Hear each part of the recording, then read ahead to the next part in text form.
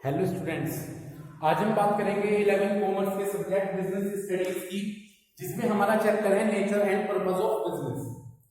इस चैप्टर के mostly topics cover कर चुके हैं, कुछ टॉपिक्स रिमेनिंग हैं। लास्ट वीडियो में हमने स्टडी किया था कि कॉमर्स होता क्या है। कॉमर्स के अंदर वो सभी एक्टिविटीज आती हैं जिसके थ्रू हम गुड्स को अल्टीमेट कंज्यूमर तक पहुंचा देते हैं, रीच करा देते हैं। तो कॉमर्स के अंदर वो सभी एक्टिविटीज आ जाती हैं जिसमें हम गुड्स को अल्टीमेट कंज्यूमर तक पहुंचा देते हैं। तो कॉमर्स के अंदर वो एक्टिविटी आ गई जिसमें गुड्स को अल्टीमेट कंज्यूमर तक पहुंचाया जाता है। कॉमर्स के अंदर two type of activities perform की जाती हैं, ट्रेड और एड्स टू ट्रेड। सबसे पहले हम बात करते हैं ट्रेड की। तो कॉमर्स के अंदर दो एक्टिविटी आ गई, ट्रेड और एड्स टू ट्रेड। एड्स का मतलब होता है हेल्प करना, क्लियर है। एड्स का मतलब क्या होता है? हेल्प करना ट्रेड को। सबसे पहले हम बात करेंगे ट्रेड की। ट्रेड का मतलब क्या होता है? ट्रेड का मतलब होता है कि गुड्स को सोल्ड, एक्सचेंज और ट्रांसफर कर देना। तो ट्रेड के अंदर वो सभी एक्टिविटीज आती हैं जिसमें हम गुड्स को सोल्ड कर देते हैं या एक्सचेंज करते हैं या ट्रांसफर कर देते हैं, ठीक है ना। तो ट्रेड का मतलब क्लियर है। ट्रेड के अंदर हम या तो गुड्स को सोल्ड करेंगे या एक्सचेंज करेंगे, ट्रांसफर करेंगे। कहने का मतलब है हम गुड्स को सोल्ड कर देते हैं। तो ट्रेड के अंदर वो सभी एक्टिविटीज हम परफॉर्म करें, ठीक है। अब ट्रेड्स के टू टाइप हो गए। ट्रेड को फर्दर टू टाइप्स में डिवाइड किया गया है, इंटरनल और डोमेस्टिक ट्रेड और फॉरेन ट्रेड। सबसे पहले मैं बात करूंगा इंटरनल और डोमेस्टिक ट्रेड। इंटरनल और डोमेस्टिक ट्रेड का मतलब होता है कि यदि हम कोई गुड्स बाय और सोल्ड कर रहे हैं एक कंट्री के अंदर, या हम कह सकते हैं कि हम कोई एक कंट्री के अंदर गुड्स बाय और सोल्ड कर रहे हैं, या एक कंट्री के ज्योग्राफिकल बाउंड्री के अंदर ही हम गुड्स बाय और सोल्ड कर रहे हैं, तो उसे हम इंटरनल और डोमेस्टिक ट्रेड कहते हैं। जैसे मैं कहूंगा इंडिया के अंदर ही गुड्स और बाय और सोल्ड करने की एक्टिविटीज परफॉर्म कर रहा हूं, तो उसे हम कहेंगे इंटरनल ट्रेड और डोमेस्टिक ट्रेड, क्लियर है। तो इंटरनल डोमेस्टिक ट्रेड का मतलब होता है कि यदि हम कोई गुड्स बाय और सोल्ड कर रहे हैं एक कंट्री की ज्योग्राफिकल बाउंड्री के अंदर ही, या एक कंट्री के अंदर हम बाइंग और सेलिंग एक्टिविटीज परफॉर्म कर रहे हैं, तो उसे हम इंटरनल और डोमेस्टिक ट्रेड कह सकते हैं। इंटरनल और डोमेस्टिक ट्रेड को फर्दर टू टाइप्स में डिवाइड किया गया है, होलसेल ट्रेड और रिटेल ट्रेड। तो इंटरनल और डोमेस्टिक ट्रेड को फर्दर टू टाइप्स में डिवाइड कर दिया गया है, होलसेल ट्रेड और रिटेल ट्रेड। होलसेल ट्रेड के अंदर जो पर्सन बिजनेस की एक्टिविटीज परफॉर्म करता है उसे होलसेलर कहते हैं। तो जो होलसेल ट्रेड बिजनेस में एक्टिविटीज परफॉर्म करता है उस बंदे को हम होलसेलर कहते हैं। होलसेल बिजनेस के अंदर लार्ज क्वांटिटी में गुड्स बाय और सोल्ड किया जाता है। होलसेलर वो पर्सन होंगे जो लार्ज क्वांटिटी में गुड्स बाय और सोल्ड करते हैं। होलसेलर सीधे मैन्युफैक्चरर से सामान परचेज करते हैं और उस सामान को रिटेलर को सोल्ड कर देते हैं। होलसेलर केवल एक प्रोडक्ट में डील करते हैं, यानी ये एक प्रोडक्ट में स्पेशलाइज होंगे, केवल एक तरह के प्रोडक्ट्स को ये प्रोवाइड कराते हैं। तो होलसेल ट्रेड केवल वन टाइप ऑफ प्रोडक्ट में डील करते हैं। तो होलसेल ट्रेड का मतलब क्लियर है। होलसेल ट्रेड की जो एक्टिविटीज परफॉर्म करता है वो पर्सन क्या कहलाता है? होलसेलर कहलाता है।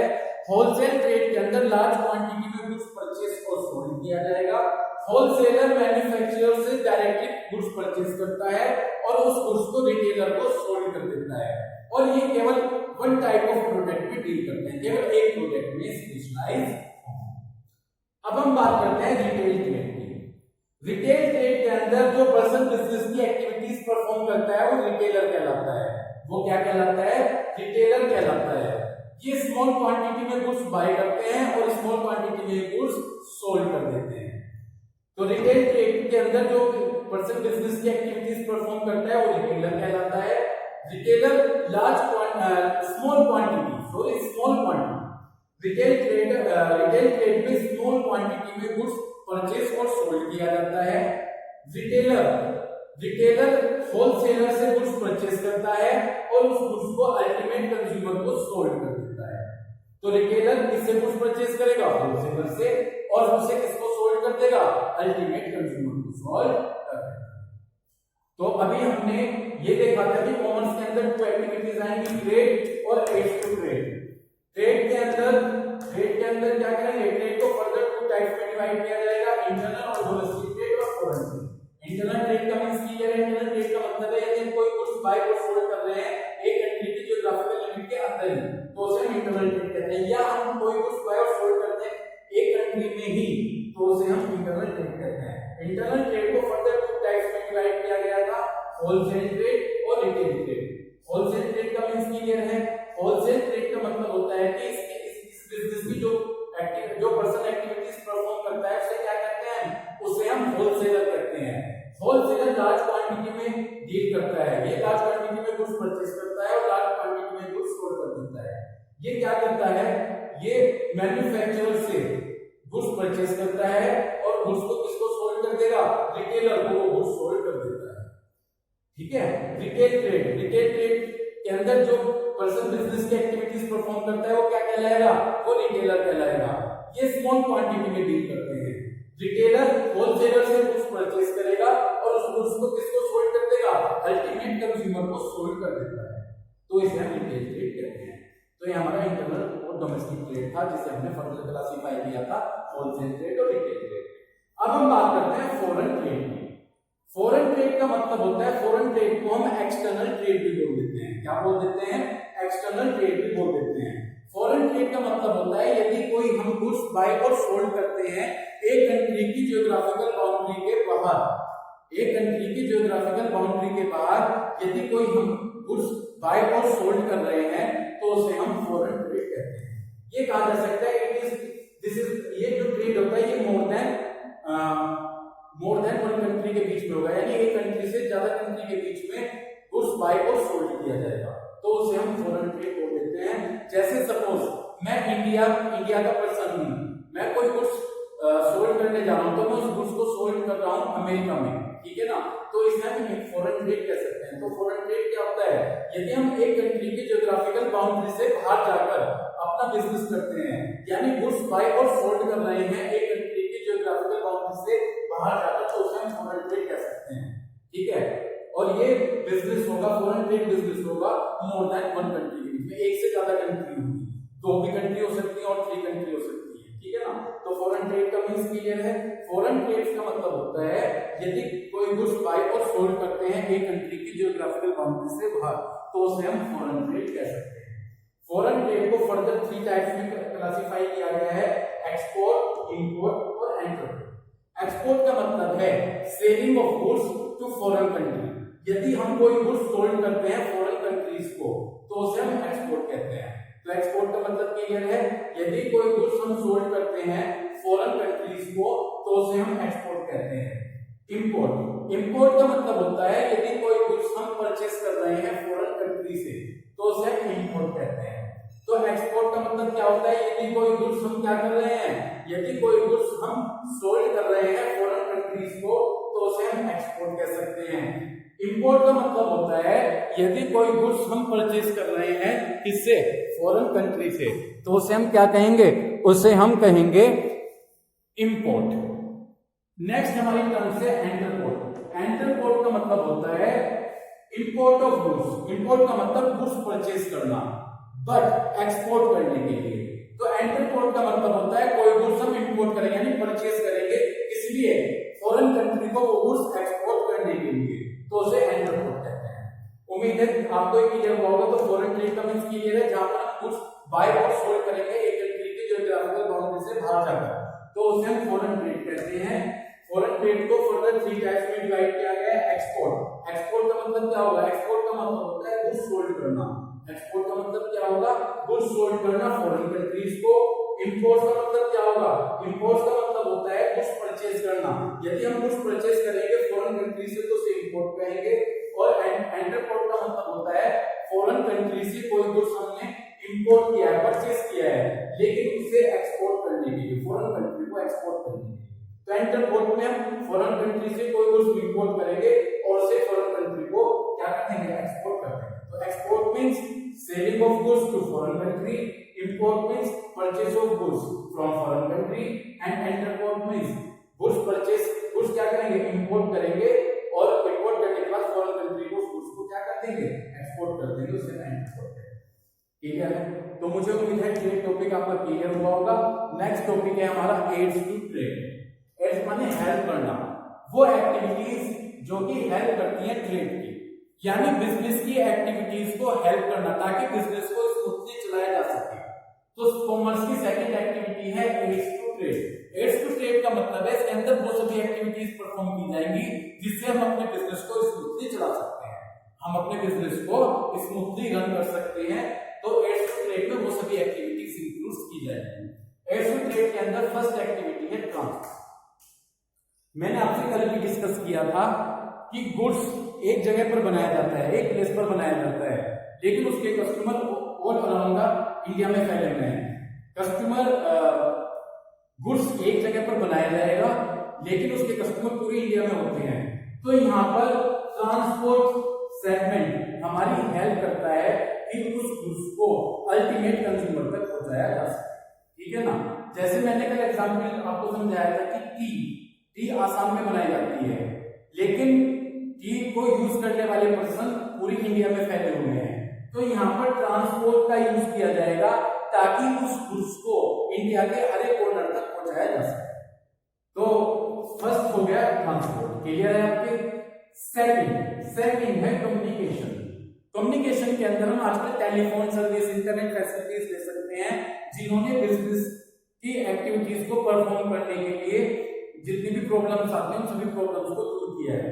आजकल टेलीकम्युनिकेशन का यूज किया जाता है, बिजनेसमैन के द्वारा अपनी शॉप से बैठे हुए ऑर्डर दे दिया जाता है कि इतने गुड्स की उसे जरूरत है। ठीक है ना? तो आजकल कम्युनिकेशन फैसिलिटीज बहुत ज्यादा आ रही हैं। आजकल इंटरनेट फैसिलिटीज इतनी अच्छी हो गई है कि इंटरनेट का यूज करके आप अपने गुड्स को क्या कर सकते हैं, इंटरनेट के थ्रू सोल्ड कर सकते हैं। तो कम्युनिकेशन में टेलीफोन फैसिलिटीज आजकल बहुत ज्यादा हो गई हैं, जिनके थ्रू आप अपनी शॉप से बैठे हुए ऑर्डर दे देते हैं। और आजकल इंटरनेट फैसिलिटीज का भी बहुत ज्यादा यूज किया जाने लगा है, जिनके थ्रू आप अपने घर पे बैठे हुए क्या कर सकते हैं, गुड्स सोल्ड कर सकते हैं। ठीक है ना? नेक्स्ट है जी बैंकिंग एंड फाइनेंस। बैंक, अगर आज के टाइम में बैंक ना हो तो हम बिजनेस को बड़ी स्मूथली नहीं चला सकते।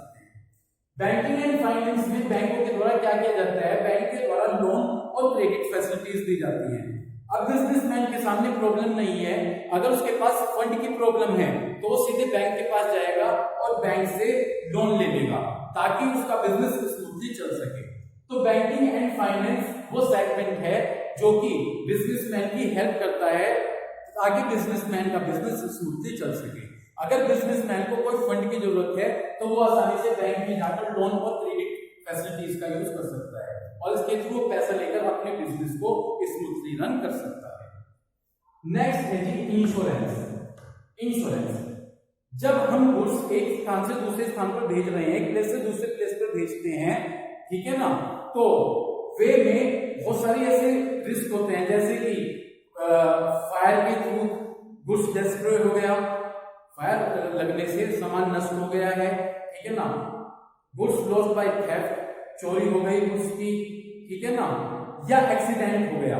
ये बहुत सारे ऐसे रिस्क होते हैं, ठीक है ना, जिनसे हमें हैवी लॉस फेस करना पड़ता है। लेकिन इंश्योरेंस सेगमेंट ने आजकल इस प्रॉब्लम को दूर कर दिया है। हर एक बिजनेसमैन अपने गुड्स का इंश्योरेंस कराता है ताकि अगर रास्ते में कोई लॉस हुआ है तो इंश्योरेंस कंपनी से उस लॉस को कवर कर सके। इसके अलावा जब वर्कर फैक्ट्री पर वर्क कर रहे होते हैं तो उनके साथ एक्सीडेंट के चांस बहुत ज्यादा होते हैं, तो उन वर्कर्स को इंश्योरेंस दिया जाता है ताकि अगर उनके साथ कोई एक्सीडेंटल मिस हैपनिंग हो तो वहां पर पैसा प्रोवाइड किया जा सके। तो इंश्योरेंस सेगमेंट ने इस लॉस को दूर किया है, इस लॉस को कवर किया है, ठीक है ना। इतनी बात क्लियर हो गई। वेयर हाउस, कल भी बताया था, वेयर हाउस का मतलब स्टोर होता है। गुड्स जिस डेट पर बनाया जाता है और जिस डेट पर गुड्स सोल्ड होता है वो दोनों, उन दोनों डेट में बहुत गैप होता है। मैंने कल एक एग्जांपल लिया था कि ये गुड्स 1 जनवरी में मैन्युफैक्चरिंग किया गया है पर उसका यूज नवंबर में किया गया, तो ये टाइम गैप होता है। इस टाइम गैप में warehouse segment, store segment हमारी हेल्प करता है ताकि हम उस गुड्स को सेव कर सकें। मैं यहाँ पर 2 एग्जांपल लूंगा, जैसे कि मैं एग्जांपल लेता हूँ व्हीट, गेहूं और पल्सेस दाल, ठीक है। ये केवल एक सीजन में, ये फसल ऐसी होती है जो एक सीजन में उगाई जाती है, लेकिन इनका यूज पूरे होल ईयर में होता है। तो यहाँ पर warehouse segment, store segment हमारी हेल्प करता है स्टोर्स को सेव करने में। ऐसे ही एयर कंडीशनर का एग्जाम्पल ले लेते हैं। एयर कंडीशनर केवल एक सीजन में यूज होता है, लेकिन उसका प्रोडक्शन पूरे साल भर होता है। तो यहाँ पर वेयर हाउस स्टोर सिस्टम हमारी हेल्प करता है उस चीज को स्टोर करने में। लास्ट है एडवर्टाइजिंग। एडवर्टाइजिंग, जब एक कंपनी न्यू प्रोडक्ट लॉन्च करती है तो कस्टमर को उस प्रोडक्ट के बारे में कोई नॉलेज नहीं होती है, तो ये एडवर्टाइजमेंट सेगमेंट कस्टमर की हेल्प करता है, उस कस्टमर और बिजनेसमैन दोनों की हेल्प करता है। वो कस्टमर को उस प्रोडक्ट के बारे में जानकारी देता है ताकि कस्टमर उस प्रोडक्ट को खरीद सके। तो एडवर्टाइजिंग सेगमेंट बिजनेसमैन और कंज्यूमर दोनों की हेल्प करता है। वो नॉलेज प्रोवाइड करता है कि मार्केट में क्या न्यू प्रोडक्ट आया है, उसके बारे में कस्टमर को नॉलेज देता है और कस्टमर उस एडवर्टाइज को लेकर उस गुड्स की डिमांड करता है। तो एडवर्टाइजिंग फंक्शन हमारी हेल्प करता है ताकि हमारा बिजनेस स्मूथली चले।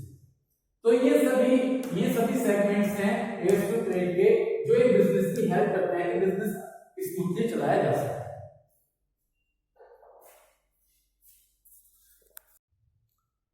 तो इसी तरह से हमारा फर्स्ट चैप्टर कंप्लीट होता है, nature and purpose of business. इतनी बात क्लियर है। ये चैप्टर, मुझे उम्मीद है कि ये चैप्टर को आपने बहुत अच्छे से सीखा होगा। अब हम बात करते हैं नेक्स्ट चैप्टर की, इमर्जिंग मोड्स ऑफ बिजनेस। आजकल बिजनेस में डिफरेंट न्यू वेज आ रहे हैं, न्यू मेथड्स आ रहे हैं, जिनका यूज करके हम अपने बिजनेस की ग्रोथ कर सकते हैं और कस्टमर को बहुत ज्यादा अट्रैक्ट कर सकते हैं। तो इस चैप्टर में हम उन्हीं न्यू वेज और मेथड्स की स्टडी करेंगे कि आज के बिजनेस में कौन से न्यू वेज और मेथड्स आ रहे हैं जिनके थ्रू हम अपने बिजनेस में सक्सेस कर सकते हैं, अपने बिजनेस की ग्रोथ कर सकते हैं। तो बात करते हैं सबसे पहले हम ई बिजनेस। ई मींस इलेक्ट्रॉनिक बिजनेस। आजकल आप सभी को पता है कि एडवांस टाइम चल रहा है और आजकल हम अपना बिजनेस इंटरनेट के थ्रू करने लगे। तो ई बिजनेस का मतलब यही होता है कि ई बिजनेस का मतलब है यदि हम अपनी बिजनेस की एक्टिविटीज किसके थ्रू परफॉर्म करते हैं, इंटरनेट के थ्रू परफॉर्म करते हैं, तो उसे हम क्या कह सकते हैं, उसे हम ई बिजनेस कहते हैं। तो ई बिजनेस का मतलब है यदि हम अपनी बिजनेस की एक्टिविटीज को इंटरनेट के थ्रू परफॉर्म करते हैं, ठीक है ना। बिजनेस एक्टिविटीज का मतलब है, बिजनेस एक्टिविटीज में इंडस्ट्री आ जाती है, कॉमर्स आ जाता है और ट्रेड आ जाता है। इन तीनों वर्ड्स का मीनिंग आपने अभी फर्स्ट चैप्टर में क्लियर किया। तो बिजनेस के अंदर इंडस्ट्रीज आ जाती हैं, कॉमर्स आ जाता है और ट्रेड आ जाता है। तो ई बिजनेस का मतलब है यदि आप अपना बिजनेस किसके थ्रू कर रहे हैं, इंटरनेट के थ्रू कर रहे हैं। मैं आपको छोटा सा यहाँ पर एक एग्जांपल दूंगा। आजकल ई बिजनेस के थ्रू बिजनेस करना बड़ा इजी हो गया है और आपको बहुत कम इन्वेस्टमेंट करना पड़ता है। सपोज मैं ट्रेडिशनल पुराने टाइम की बात करता हूँ, यदि मुझे कोई बिजनेस करना है तो मुझे उसके लिए एक शॉप लेनी पड़ेगी, उस शॉप में गुड्स स्टॉक रखना पड़ेगा, गुड्स कह सकते हैं, गुड्स रखनी पड़ेगी। पहले तो शॉप में ही हैवी इन्वेस्टमेंट होगा, फिर मुझे जिस गुड्स में मैं डील करने जा रहा हूँ, जिस सामान में मैं डील करने जा रहा हूँ, उस सामान को मुझे अपनी शॉप में स्टॉक रखना होगा। उसके बाद मुझे कस्टमर को अट्रैक्ट करने के लिए एडवर्टाइज करानी होगी। तो इन सभी एक्टिविटीज में बहुत ज्यादा हैवी इन्वेस्टमेंट हो जाता है। लेकिन आजकल इंटरनेट के थ्रू बिजनेस करना बहुत ईजी हो गया है। अगर आप इंटरनेट के थ्रू बिजनेस करना चाहते हैं तो आप क्या कीजिए, वेबसाइट बना लीजिए। अपनी वेबसाइट पर अपने जो भी आप प्रोडक्ट में डील करने जा रहे हैं उस प्रोडक्ट के स्नैप फोटो लगा दीजिए। कस्टमर आपके वेबसाइट पर वेबसाइट को देखेगा, वेबसाइट चेक करेगा, ठीक है ना। वेबसाइट पर जो आपका प्रोडक्ट है उसको देखेगा, यदि उसमें से उसे कोई प्रोडक्ट पसंद आता है तो वो आपको ऑर्डर देगा। इसमें बहुत कम इन्वेस्टमेंट की आवश्यकता होती है। तो आजकल अगर आप ई बिजनेस करें तो उसमें बहुत कम पैसे की रिक्वायरमेंट होगी in comparison to the traditional business के। तो यही मीन्स है ई बिजनेस का, यदि आप अपना बिजनेस किसके थ्रू परफॉर्म करते हैं, इंटरनेट के थ्रू परफॉर्म कर रहे हैं, तो उसे हम इलेक्ट्रॉनिक बिजनेस कहते हैं, ई बिजनेस कहते हैं। और बिजनेस के अंदर कौन कौन सी चीजें आ जाती हैं, इंडस्ट्री, कॉमर्स और ट्रेड। तो एक बिजनेस का मीन्स क्लियर है कि यदि हम अपना बिजनेस किसके थ्रू परफॉर्म कर रहे हैं, इंटरनेट के थ्रू परफॉर्म कर रहे हैं, तो उसे हम ई बिजनेस कहते हैं। नेक्स्ट हमारा टॉपिक है scope of E business. E business का क्या स्कोप है? ई बिजनेस का फर्स्ट स्कोप है B2B कॉमर्स। ये हमारा टॉपिक है कि ई बिजनेस का क्या स्कोप है, किस एरिया में जाकर ई बिजनेस किया जा सकता है। एरिया क्या है ई बिजनेस का? सबसे फर्स्ट पॉइंट है B2B कॉमर्स। B2B, B माने बिजनेस और B माने बिजनेस। यदि कोई ट्रांजैक्शन एक बिजनेस यूनिट से दूसरे बिजनेस यूनिट के बीच में हो रहा है तो उसे B2B कॉमर्स कहते हैं। तो B2B कॉमर्स का मतलब बहुत इजी है, यदि कोई ट्रांजैक्शन एक बिजनेस से दूसरे बिजनेस के बीच में हो रहा है तो उसे हम क्या कह सकते हैं, उसे हम B2B कॉमर्स कहते हैं। B माने बिजनेस और B माने बिजनेस, क्लियर है। तो कोई ट्रांजैक्शन यदि एक बिजनेस से दूसरे बिजनेस के बीच में हो रहा है तो उसे हम B2B कॉमर्स कहते हैं। जैसे आप इसके एग्जांपल देखिए, distribution of goods from manufacturer. Manufacturer वो पर्सन होता है जिसने गुड्स बनाया है, यदि वो मैन्युफैक्चरर उस गुड्स को वेरियस डिस्ट्रीब्यूटर को दे रहा है। डिस्ट्रीब्यूटर की बोलते हैं जो अपने एरिया के अंदर गुड्स को डिस्ट्रीब्यूट करते हैं, ठीक है ना। तो यदि कोई मैन्युफैक्चरर उस गुड्स को दे रहा है किसको, वेरियस डिस्ट्रीब्यूटर्स को, तो ये डील है B2B की, बिजनेस टू बिजनेस डील्स, ठीक है। Second collaboration. कोलैबोरेशन का मतलब है जॉइंट हो जाना। यदि एक बिजनेस दूसरे बिजनेस से जॉइंट हो रहा है या एक कंपनी दूसरी कंपनी से जॉइंट हो गई, मर्ज हो गई, तो उसे हम कोलैबोरेशन कहते हैं, जॉइंट वेंचर होना, ठीक है। क्लियर हुई बात। तो जब दो कंपनी आपस में जॉइंट हो जाती हैं तो वो एक बिजनेस दूसरे बिजनेस के साथ कर रहा है। तो B2B कॉमर्स का मतलब है यदि कोई एक ट्रांजैक्शन एक बिजनेस से दूसरे बिजनेस के बीच में होता है तो उसे हम B2B कॉमर्स कहते हैं। मैन्युफैक्चरर ने कोई गुड्स डिस्ट्रीब्यूटर को दिया, ये B2B कॉमर्स का एग्जांपल है। और कोलैबोरेशन, जो दो कंपनी आपस में जॉइंट हो गई तो ये एक बिजनेस से दूसरे बिजनेस के बीच में हो गई, तो उसे हम B2B कॉमर्स कहते हैं। सेकंड हमारा स्कोप है बिजनेस का B2C कॉमर्स। B माने बिजनेस, C माने कस्टमर। यदि कोई डील एक बिजनेस से कस्टमर के बीच में हो रही है तो उसे हम B2C कॉमर्स कहते हैं। तो इसमें डील किसके बीच में होगी, एक बिजनेस की किसके साथ डील होगी, कस्टमर के साथ डील। B माने बिजनेस, C माने कंज्यूमर या कस्टमर। तो अगर कोई डील, कोई ट्रांजैक्शन एक बिजनेस से कस्टमर के बीच में हो रहा है तो उसे B2C कॉमर्स कहते हैं। जैसे example, selling and distribution. Show business ने कोई गुड्स सेल कर दिया कस्टमर को, बिजनेसमैन ने कोई गुड्स क्या कर दिया, सोल्ड कर दिया कस्टमर को, तो डील किसके बीच में हुई, बिजनेस के बीच में हुई और कंज्यूमर के बीच में हुई। सपोज मैं इलेक्ट्रॉनिक्स की शॉप पे गया, वहां से LED लेकर आया, तो डील किसके बीच में हुई, बिजनेसमैन के बीच में और मैं हूं कंज्यूमर, तो उसे हम B2C कॉमर्स कहते हैं। आफ्टर सेल सर्विस, अब उस LED की गारंटी आई है मेरे पास 2 इयर्स, ठीक है। तो अगर 2 इयर्स में उसमें कोई प्रॉब्लम क्रिएट हो जाती है तो मुझे उसकी आफ्टर सेल सर्विस की गारंटी प्रोवाइड की जाएगी। तो फिर डील किसके बीच में होगी, बिजनेस और मेरे बीच में होगी, तो इसे हम B2C कॉमर्स कहते हैं। कि मुझे उम्मीद है क्लियर हुआ होगा। तो यदि कोई डील एक बिजनेस से, B2C का मतलब है यदि कोई डील बिजनेस और कंज्यूमर के बीच में होती है। जैसे सेलिंग और डिस्ट्रीब्यूशन का मतलब मैं LED खरीद के लिए गया तो बिजनेसमैन और कंज्यूमर, मैं कंज्यूमर हूं, हमारे बीच में डील हुई, उसकी 2 इयर्स की गारंटी थी। 2 इयर्स में अगर कोई प्रॉब्लम आई तो मुझे आफ्टर सेल सर्विस गारंटी मिलेगी। तो जब गारंटी मिलेगी तो डील किसके बीच में होगी, बिजनेस और मेरे बीच। नेक्स्ट स्कोप है C2C कॉमर्स। C2C कॉमर्स का मतलब है कस्टमर टू कस्टमर या कंज्यूमर टू कंज्यूमर। यदि कोई ट्रांजैक्शन एक कंज्यूमर से दूसरे कंज्यूमर के बीच में हो रहा है तो उसे हम C2C कॉमर्स कहते हैं। डील किसके बीच में होगी, एक कंज्यूमर से दूसरे कंज्यूमर के बीच में होगी, तो इसे हम क्या कह सकते हैं, इसे हम C2C कॉमर्स कह सकते हैं। इतनी बात आपकी क्लियर हुई है। जैसे मैं एग्जांपल लेता हूं, सेलिंग यूज्ड बुक्स। एक स्टूडेंट ने, 12th क्लास का स्टूडेंट है, उसने अपनी अकाउंटेंसी की बुक पूरे ईयर यूज की। नेक्स्ट ईयर उसने वो बुक एक स्टूडेंट को दे दी, तो डील किसके बीच में हुई, कस्टमर टू कस्टमर के बीच में हुई। तो selling used books, selling antique means पुराना, ओल्ड आइटम।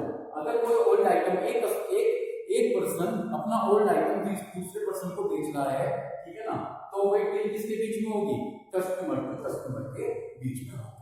तो उम्मीद करता हूं ये पॉइंट्स आपको क्लियर हुआ होगा C2C कॉमर्स का। एक बार जल्दी से रिवीजन कर लेते हैं। B2B कॉमर्स क्या होता है, यदि कोई ट्रांजैक्शन होगा बिजनेस टू बिजनेस के बीच में, क्लियर है। B2C कॉमर्स का मतलब यदि कोई ट्रांजैक्शन होगा किसके बीच में, बिजनेस टू कंज्यूमर के बीच, ठीक है ना, बिजनेस होगा और कौन होगा, कंज्यूमर होगा।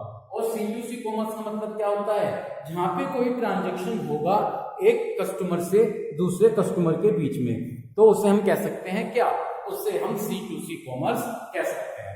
जैसे एग्जांपल क्या बताया, सेलिंग यूज्ड, ठीक है। एक स्टूडेंट ने अपनी 12th क्लास की अकाउंटेंसी की यूज की बुक नेक्स्ट डे किसी दूसरे स्टूडेंट को दे दी, तो वो एक एग्जांपल है C2C कॉमर्स का। और सेलिंग एंटीक आइटम्स, कोई पुराना आइटम एक पर्सन ने दूसरे पर्सन को बेच दिया है, तो उसे हम कह सकते हैं C2C कॉमर्स का एग्जाम्पल। लास्ट हम बात करते हैं intra B commerce. Intra B commerce के अंदर जो भी पार्टीज ट्रांजैक्शन करेंगी वो केवल एक फर्म का पार्ट होगा, केवल they are the part only one firm, वो केवल वो पार्ट होंगे केवल एक फर्म के, एक फर्म के वो पार्ट होंगे। जो पर्सन यहाँ पर डील करेंगे वो केवल एक फर्म से ही रिलेटेड होंगे, क्योंकि ये ट्रांजैक्शन कंपनी के अंदर ही किए जाते हैं, इसलिए इन्हें इंट्रा बी कॉमर्स कहा जाता है। सबसे पहली बात, जो पर्सन यहाँ पर डील करते हैं वो केवल एक फर्म से रिलेटेड होंगे, एक फर्म का पार्ट होंगे, और क्योंकि ये ट्रांजैक्शन एक फर्म के अंदर ही किए जाते हैं, इसलिए इन्हें इंट्रा बी कॉमर्स कहा जाता है। जैसे सप्लायर हो गए, कस्टमर्स हो गए, एम्प्लॉय। जैसे कौन हो गए? सप्लायर्स हो गए, कस्टमर्स हो गए और एम्प्लॉय। तो इंट्रा बी कॉमर्स का मतलब है इसमें जो पर्सन डील करेंगे वो एक फर्म का ही पार्ट होंगे, वो केवल एक फर्म का ही पार्ट होंगे। दूसरी बात है वो ये सभी ट्रांजैक्शन एक फर्म के अंदर ही होंगे, इसलिए इन्हें इंट्रा बी कॉमर्स कहा जाता है। एग्जाम्पल है सप्लायर। उम्मीद करता हूं आपको ई बिजनेस का मीनिंग और स्कोप क्लियर हुई होगी। Thank you.